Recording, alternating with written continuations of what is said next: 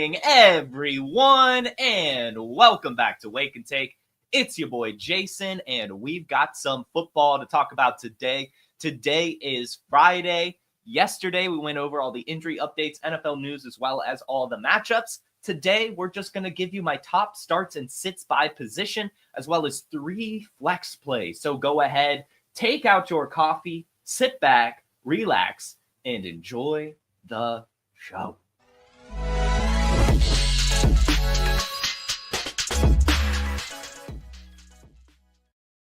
And welcome in, everyone, our fearless producer, Dustin, Terminal Sarcasm, Ryan, Mark. Glad to see you all in the chat this AM. And if you're listening, thank you for listening as well. Again, guys, of course, you can find the podcast for Wake and Take via the link in the description if you don't like watching and you would just rather listen, although you should probably be watching, you know what I mean? Anyway, we had Thursday Night Football last night, and I briefly want to talk about it. I think it was a very fun game. Getting our first snow game of the year as well, and like a true classic snow game, it was pretty incredible. And to make it even better, we get national treasure Jameis Winston. And he was a quote machine last night, guys. You know, he had the horses ready for battle. The Lord was going to lead them to victory. He had the whole, trying to get the Steelers defense offsides. He was like, damn, somebody jump offsides, please. You know, and then the whole snow thing at the end. He talks about the NFL films and the post-game interview. I mean, just what a guy. Just what a guy. I'm so glad that we get to live in a year where we get to watch Jameis Winston lead this Browns team. It's just so much more exciting. And to pull off these huge divisional wins, he's a true Brown. I hope they extend this guy. And I know Jamie wants them to extend him too. I know it. Jamie, let me know. You want Jameis Winston back forever, right? Like, we don't want Jameis Winston to ever retire. And that's really my only thought from this game. I guess I'm frustrated in Cedric Tillman, but hopefully that can be chalked up to the injury that he sustained. But it's looking like Jerry Jeudy's kind of turning into the main guy there in Cleveland. Definitely something to monitor over the next few weeks of the season. And then on the Pittsburgh Steelers side of the ball, I just wish they used Justin Fields as a runner more. You know, he had that one big run, and then they kind of just went away from it and didn't utilize it enough. So I don't know. I think in those types of scenarios, the Steelers should really look at themselves in the face and say, hey, we have a mobile quarterback. Passing's not really working. It's snowing out. We might as well let this guy run wild and see what happens. It worked once. Why abandon that? Who knows? For some reason, Najee Harris had a poor game, and Jaylen Warren was the running back he wanted to start. Honestly, kind of just frustrating all around for Pittsburgh Steelers in fantasy yesterday. But the Browns got it done. I mean, Nick Chubb had a great game. Jerry Jeudy got it done. David Njoku got it done. And then, you know, Jameis Winston, while he didn't get it done for fantasy points, he got it done in our hearts and soul. So that's really my big takeaway there. Although I have one even bigger takeaway, and that is, of course, FTS. If you need another reason to hate the Saints, how about we go back a few years and remember that the Saints made us watch Andy Dalton instead of Jameis Winston. We could have had this redemption arc years ago, but no, we had to watch a shell of Andy Dalton throw the ball to Chris Olave and whatever the hell else was going on that team. It was awful. And Jameis Winston was there, holding the clipboard, ready to ball. But no, the Saints, in typical Saints fashion, have to make us hate them. So FTS for robbing us of the Jameis Winston rejuvenation years back. But thank you, Cleveland, for allowing us to have Jameis Winston now. And it's even sweeter kind of coming after Deshaun Watson. It's kind of nice. It's like, all right, you know, like we had this horrible human. Sorry, Deshaun. And now we get this cool guy who, you know, had some of his past, but nowhere near the level that Deshaun is. And I just love it. I just love the guy. So much fun to watch. So exciting. So funny. And I cannot wait for his post-career podcast. We'll make sure to get him on Wake and Take whenever that happens. So that is, you know, just kind of my reactions to last night games. Really, it's just the beginning of the Jameis Winston fan club from here on out. And FTS. God, FTS. So, as mentioned, we're doing starts and sits today. Just my top start, top sit by position. And then we'll give 3 flex plays. It's going to be a quick show today. It will be. So, go ahead and start chugging your coffee. But before we get into it, I do want to play a little bit about the Fastdraft DFS mode. As we're talking start sits, this might help you draft in the new Flex 6 Frenzy at Fastdraft. Oh, incredible news about Fastdraft. Fastdraft DFS is live. It's called the Flex 6 Frenzy. You just draft 6 guys, running backs, wide receivers, tight ends for the Sunday slate. You like Jahmyr Gibbs? You like Jackson Smith and Jigba? You like Tyrone Tracy? Draft him, draft him, draft him. And the beauty is you can just order 5 teams, submit your rankings, and Fastdraft will email you the results. We awarded $1,000 in prizes our first week, and we're just going up from there. Soon there's going to be a select 6. No drafting at all. You just pick any 6 guys. Our DFS mantra, just say no to salaries on Fastdraft. Don't forget there's free tools on Fastdraft too. You want to get ready for startup season? We've created the best Dynasty mock draft experience there is. And if you want to play in these DFS contests, and our best ball contest for 2025 are coming very soon too, just use promo code PODFATHER when you deposit and you get a free draft. It's that easy. And you're like, oh, I already have Fastdraft. Great. Refer a friend. Have them put your username in as the promo code, and then you and your friend will both get an instant deposit match up to $25. We got DFS. We got Dynasty Mocks. We got Best Ball. It's all there for you on fastdraft.app. Check it out. And the promo code is PODFATHER. Guys, you've got to get going on Fastdraft, especially with this new DFS tournament. It's just a ton of fun. It's easy to max enter. You can only draft 5 teams. That's $5 to enter, so $25, and that'll get you sorted for all your teams in each week's DFS Flex 6 Frenzy. It's really fun. It really, really is. Last week, we talked about it on Monday. I drafted Taysom Hill on almost all my teams, 3 out of 5 teams, but I didn't use the Fastdraft boosters function. So make sure you remember that. Make sure you boost the players that you really do think will have that ceiling game, just to make sure you do find yourself in the top. But as mentioned, there is that referral program. So right now, if you refer a friend to Fastdraft, give them your username. They can enter that in the promo code. All usernames in Fastdraft, the database, will work as a promo code. That'll give them a 100% first deposit match up to $25. Why $25? Because that's how you can max enter the Flex 6 Frenzy contest. And the big kicker there is not just does your friend get the deposit match, you will also get whatever money they deposit, the bonus cash back. So if they deposit $25, you will also get $25 maximum. So it's a really, really great fun way to do it right now. Go refer your friends. Go get drafting. Last week, we almost filled Flex 6 Frenzy. It was 90% full. This week, it's looking like we are going to fill it. So get going. Get Fast Drafted. It's awesome. Fastdraft.app, or just search Fast Draft in any of your app stores. Now I'm seeing a weird bug. Jamie, you're saying there's 2 Kenneth Walkers? Let me see. We might have to fix that.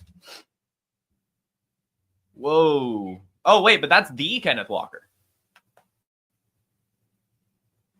It does. Interesting. Whatever. Doesn't matter. Back to the show. Send an email to support@rotowonderworld.com or send maybe a Twitter DM and I'll figure it out. But right now, we've got starts and sits to care about. Top starts, top sits by position. Let's get into it. At quarterback, we talked about this yesterday. I'm going bold. I'm going against the grain and betting on a Caleb Williams bounce back game. Everyone and their mother is out on Caleb Williams now, as he hasn't scored a touchdown since week 6. We're now in week 12. And he's going up against the Minnesota Vikings defense, which over the last 3 weeks has looked pretty good. But if you dig a little bit deeper, you see that their last 3 weeks, they played against Will Levis, Mac Jones, and Joe Flacco. You go 4 weeks back, and Matthew Stafford threw 4 touchdowns against them.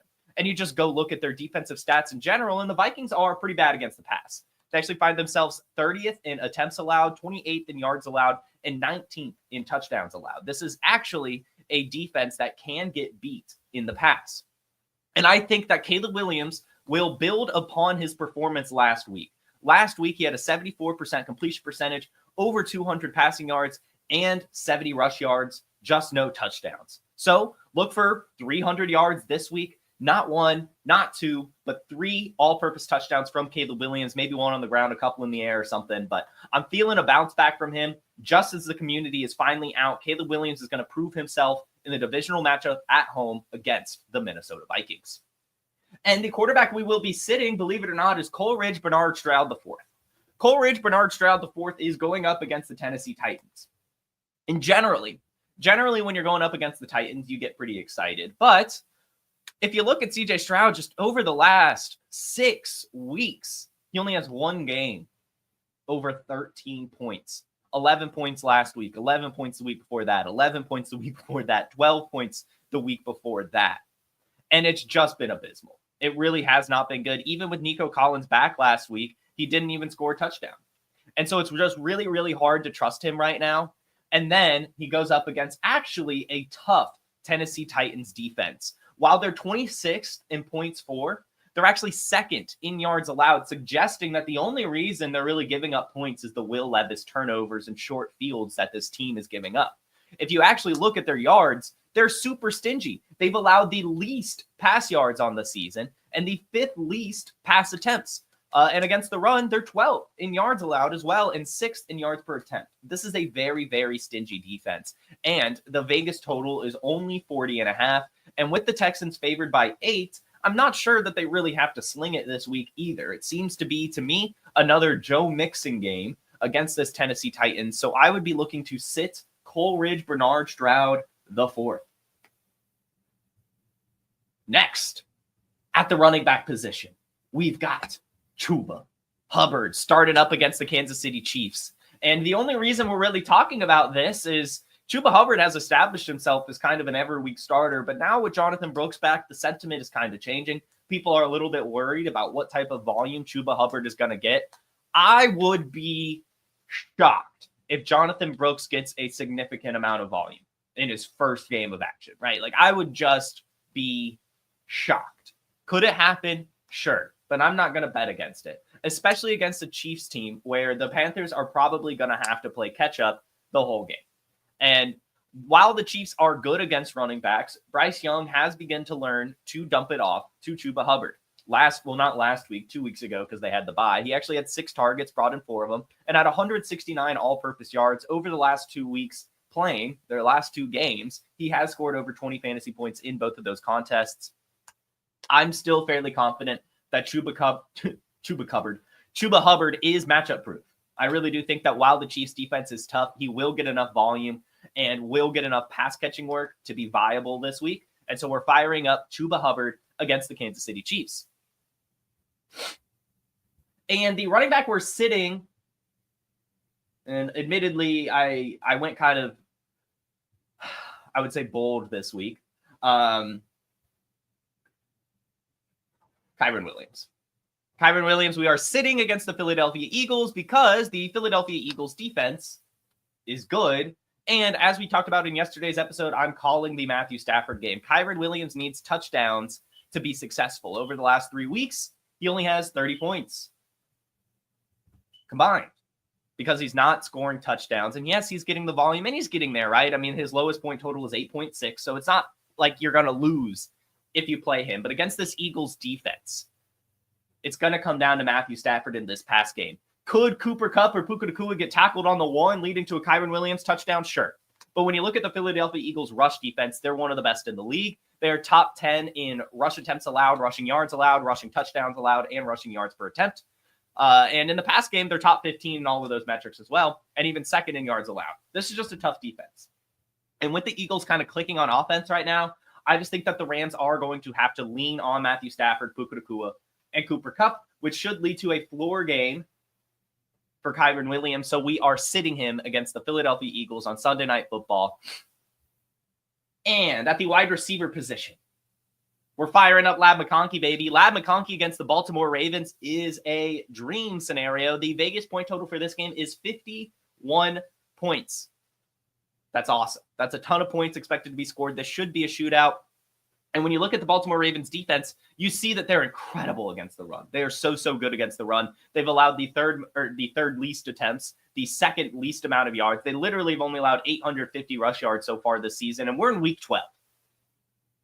They're only allowing 3.4 yards per carry as well, which is number 1 in the league, which should leave the door open to the pass game, where they are dead last in pass attempts allowed, passing yards allowed, 29th in passing touchdowns allowed, and only have the 16th most interceptions. This should be a huge game for Justin Herbert and the Chargers passing game. And Lab McConkey, coming off a game where he had 9 targets and 123 yards, has established himself as the alpha in Los Angeles, should not only get a good amount of volume in this game, should also score a touchdown off of a ton of volume in a shootout against the Ravens. We're firing up Lad McConkey.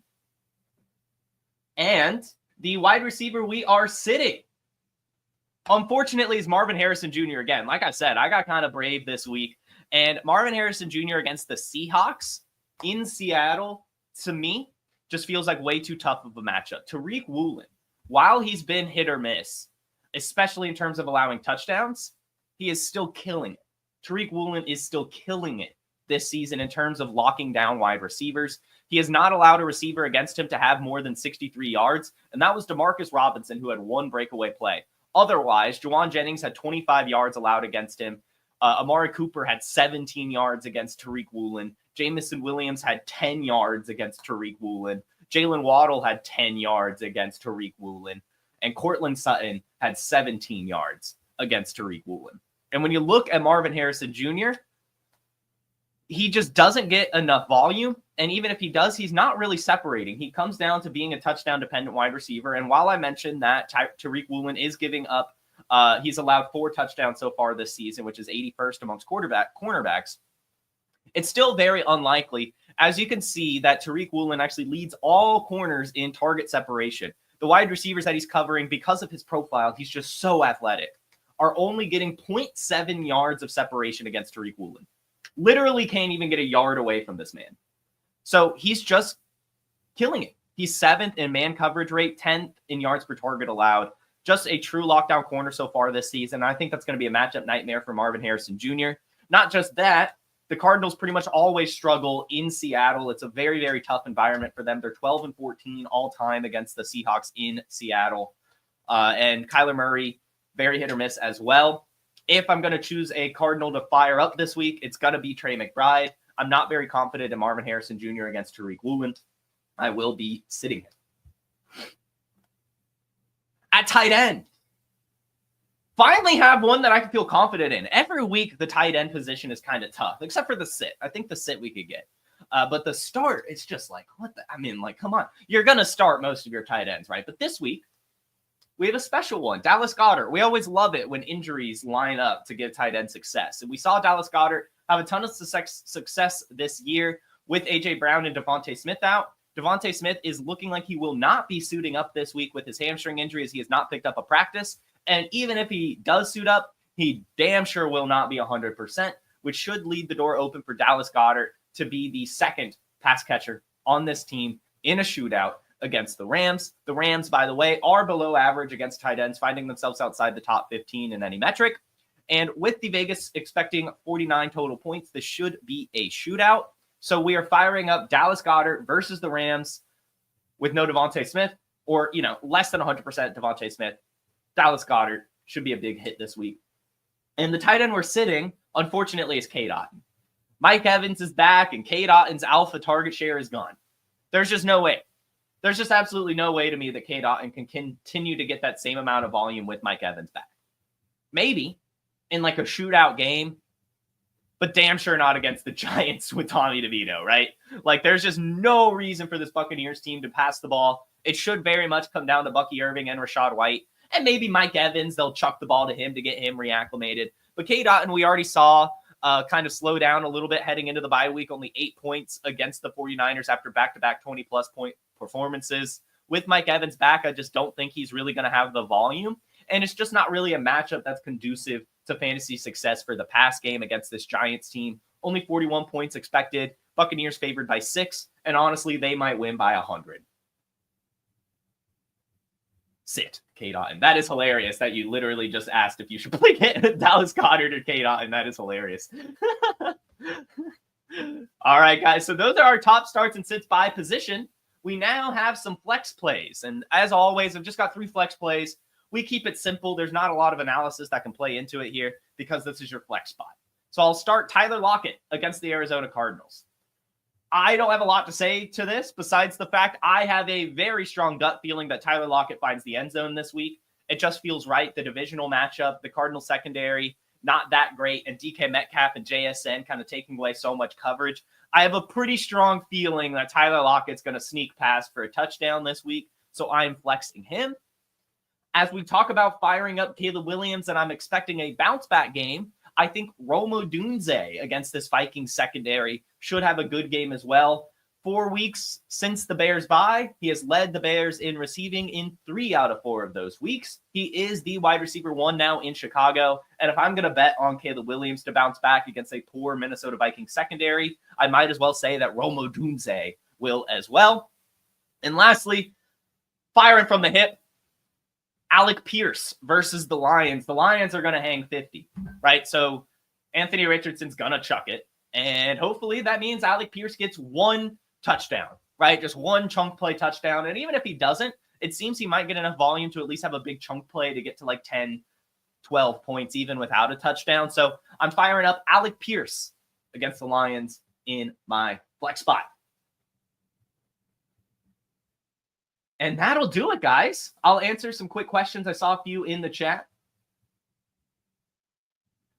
All right, you need to start 2 running backs, Roschon, Dylan Lobb, Cam Akers, or Keaton Mitchell. I'm going to say Dylan Lobb and Roschon Johnson for you, Arshaf. It looks like DeAndre Swift is going to be less than 100%, and it looks like Dylan Lobb may get some action this week.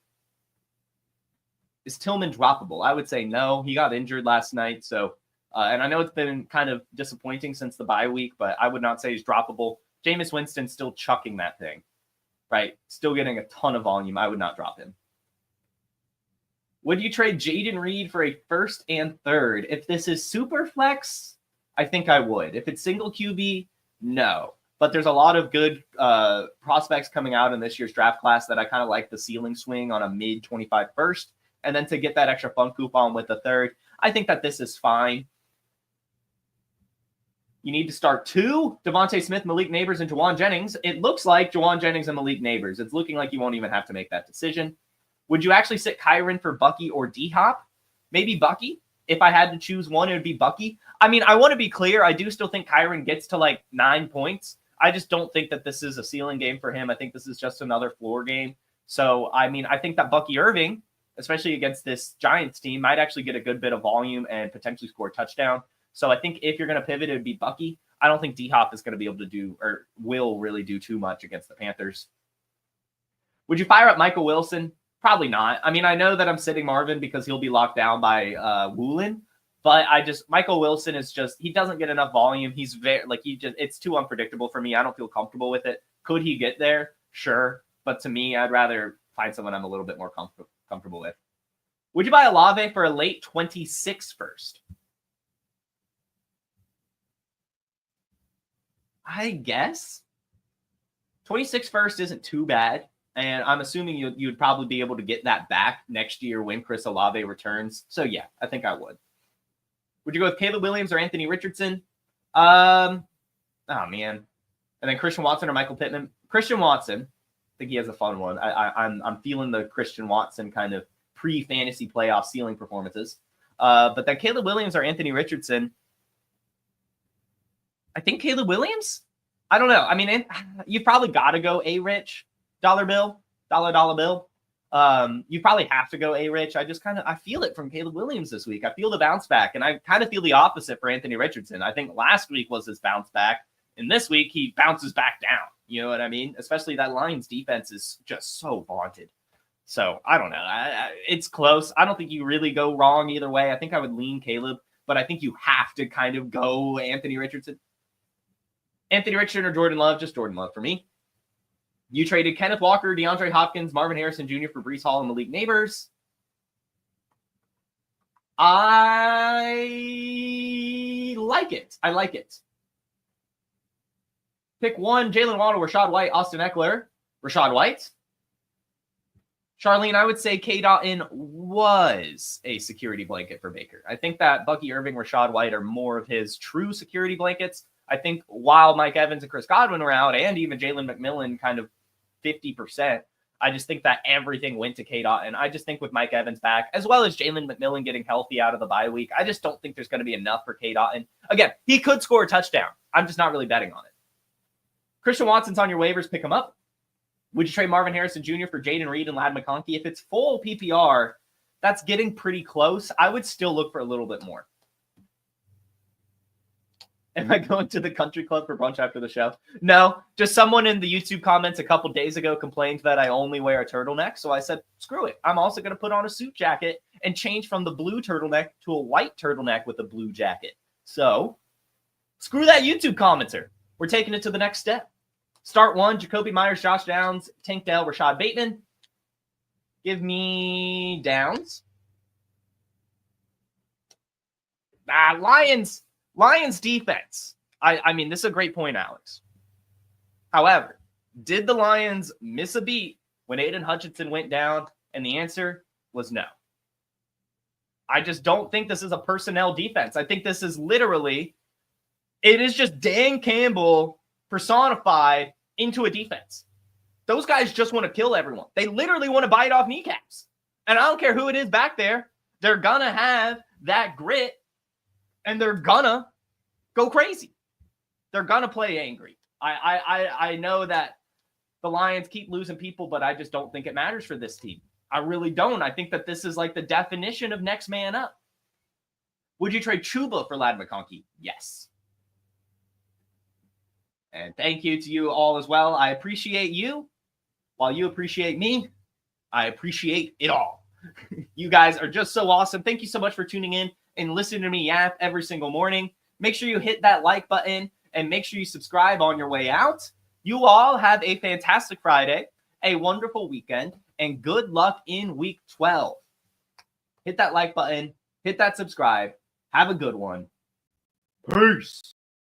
Hey, I want to thank you for being part of this broadcast. If you have any thoughts on it, leave a comment. If you enjoyed it, make sure you leave a like. And if you want to see more shows on the Player Profiler channel, subscribe to it. That's how we know you want more.